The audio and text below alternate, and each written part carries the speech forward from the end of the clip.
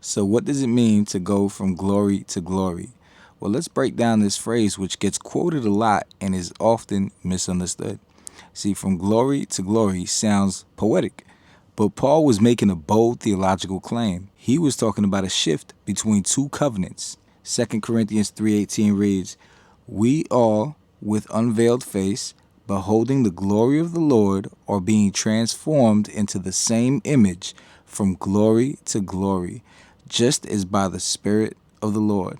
But to really grasp it, we have to go back to the context of the chapter. In 2 Corinthians 3:7, Paul refers to the old covenant, the law written on stone tablets, and says it came with glory, so much so that the Israelites could not gaze at Moses' face because of its glory, which was being brought to an end. That moment comes from Exodus 34, where Moses comes down from Mount Sinai, his face glowing from speaking with God.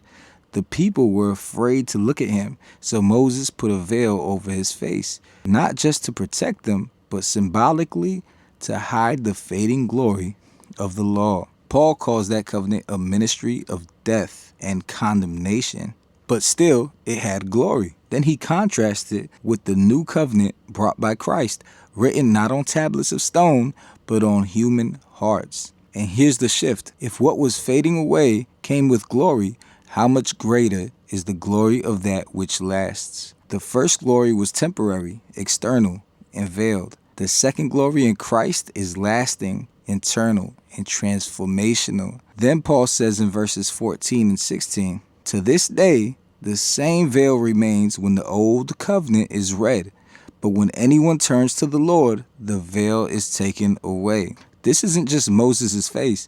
Paul is saying the veil is spiritual. It blocks people from seeing the full glory of God until they come to Christ. Why? Because Jesus is the glory of God. Hebrews 1:3 says, "The Son is the radiance of God's glory and the exact representation of his being."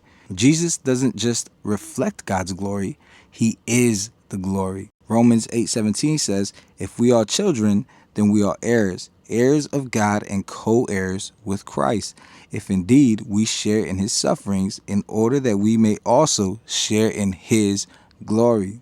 That means we're not just observing glory from afar, we're being transformed by it and will ultimately inherit it with him. So from glory to glory isn't about going from one church service to the next. It's about moving from the fading glory of the law to the eternal glory of life in the Spirit, from the old covenant of rules to the new covenant of grace. And as we behold Jesus with unveiled hearts, we are being transformed, not by trying harder, but by his Spirit working in us.